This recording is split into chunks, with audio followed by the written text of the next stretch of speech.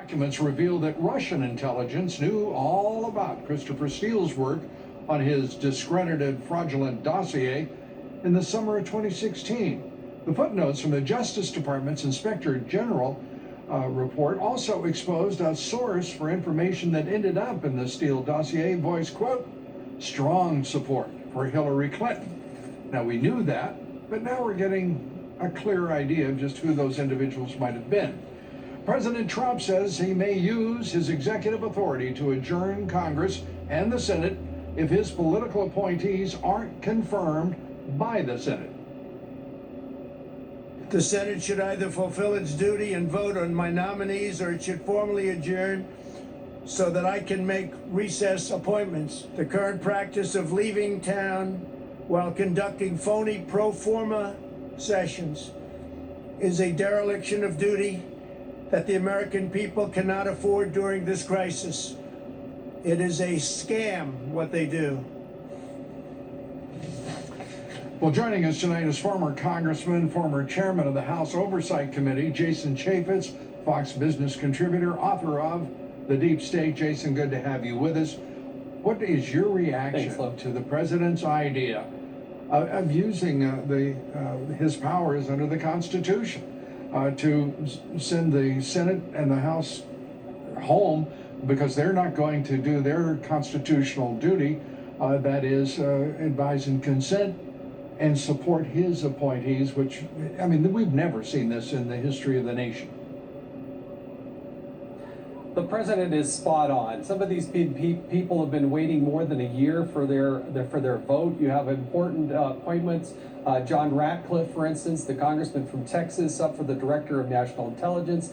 He will be confirmed. It's just a matter of time. And it's fundamentally an embarrassment that Congress will sometimes meet literally for less than 10 minutes, gavel in, gavel out, just to keep this in motion. And by the way, why is it that nurses and truckers and doctors and healthcare professionals, they all go to work, but Congress is sitting at home with Nancy Pelosi showing late night, hosts about ice cream in the refrigerator, in her freezer? I mean, that's literally what's happening here. And on the Senate side, with Chuck Schumer, they're holding up the Paycheck Protection Program, and they're not confirming the appointees of the president. And the president's exactly right. The way to deal with this is to force them to go into recess and then make those appointments through his power that he can do. And the idea that no president has ever done it in the history of the nation, but no president has ever faced subversion, and that's what it clearly is. From the opposing, supposedly loyal opposition that has become a party of hate and obstruction and subversion. I agree. I can understand the frustration of the president. The other thing that can happen is Mitch McConnell can call the Senate back into session right now. These senators are sitting at home. There's no reason why they can't get on an airplane, get their butt back to Washington, D.C., and actually do some work. I mean, you have the non-funding. The Small Business Administration has run out of money. They show to be on the floor and debating this issue night and day, 24 hours a day, instead of sitting back and sending out tweets. I've heard enough tweets from senators. I want their butt on the floor of the Senate, arguing and debating this and putting it up for vote after vote after vote. Yet Mitch McConnell thinks it's just fine to go give a nice, soft-spoken speech and say, oh, well, guess we'll have to wait till May 4th. Why should we wait? Well, I don't think that we should, and I think that the president has made a determination that Mitch McConnell is given to waiting. He's given to understatement and cordiality in the face of an absolute act of subversion on the part of the Democratic Party. Those should not be referred to as his colleagues. There are lots of nouns and adjectives he could have thrown their way, but hardly colleagues in that, as you put it, altogether too temperate voice of his. I just cannot imagine why it's come to this, but it just really doesn't even matter now. This president has a solution and he needs to move ahead.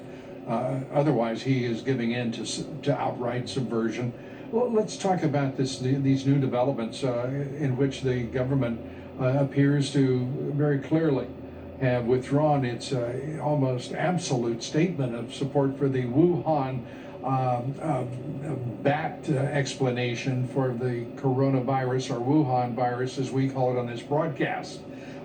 This is now a clear statement that the United States government has determined that China is responsible for these tens of thousands of deaths and these millions of people who've been infected by this deadly virus. The evidence is becoming more and more clear, and again, another argument why Congress should actually be in session as opposed to be on recess. There ought to be some direct ramifications for this. I want the investigation and the intelligence operation to continue to unearth the origins of this. Anybody at this point that is trying to point out or push in another direction is just misinforming the public. And shame on all those primarily Democrats, not all, but primarily Democrats, who chastised this president at the beginning of the process from pointing out the origins in China, everything back from the travel ban that he put in place, to the naming of it and how we're going to refer to it, to the intelligence and the understanding now of the origin of it. America better come to grips with the reality about the relationship with China and the vulnerabilities that it creates long term. And the alignment of the radical Dems with the leader of of communist China rather than the president of the United States, the interest of China rather than the interest of the United States and Americans, who are paying a heavy price right now for what China is responsible for. Whatever happened in Wuhan, it is, it just strikes me. You were talking about we need an investigation. My question is, where in the hell was the CIA? Where in the hell is the NSA? Why don't we know more about what is happening? What are we paying for? We don't know what China's doing. We don't know what Russia's doing. We don't know what Iran is doing. I just wonder who in the world these folks are spying on, surveilling, and analyzing with all those tens of billions of dollars we spend on our vaunted intelligence community. I would push back on that a little bit, Lou. My guess is the president does have that intelligence and he does know. Yeah, I just think that the president, there's a reason why the president put that travel ban into place when nobody else other than Senator Tom Cotton was really talking about it. And Tom Cotton didn't get some phone call from Wuhan to tell him what was going on. He was probably reading and seeing other things that probably the rest of the Senate wasn't paying attention to, but the president was paying attention to it. Senator Tom Cotton was paying attention to it. And my guess is that they know a lot more, but they can't say it. It would unearth. I've been out there. I guess I'm real sensitive to this because. Go ahead. Yeah. You're sensitive to it. So am I. So are millions of Americans. Because frankly, we have seen our government not react as quickly as it should. Our intelligence services have disappointed us time and time again. They've spent more time spying on this president than they have in briefing him.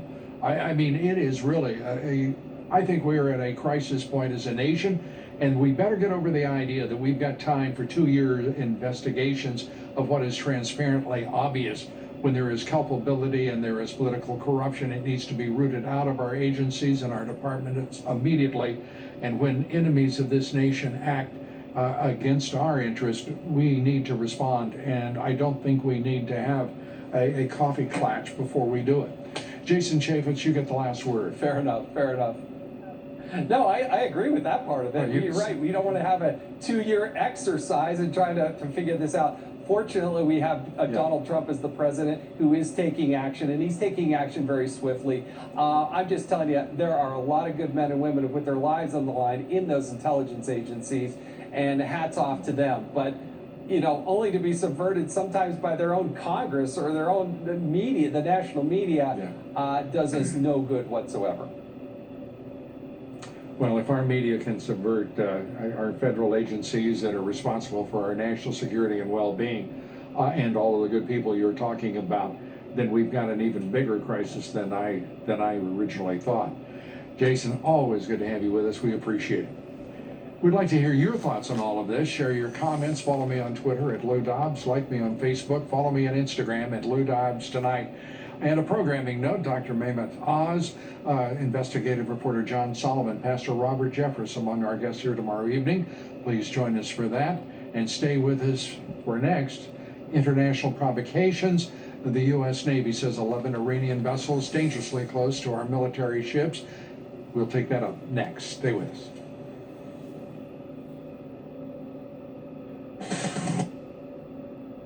Up long enough, there's a paradoxical effect.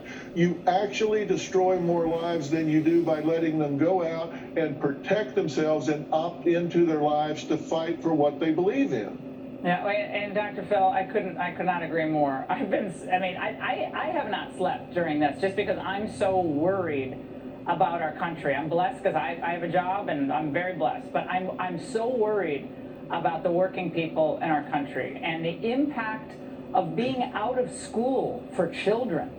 And there hasn't been that much of a focus on that. Sweden kept their primary school kids in. They thought that was the right thing to do.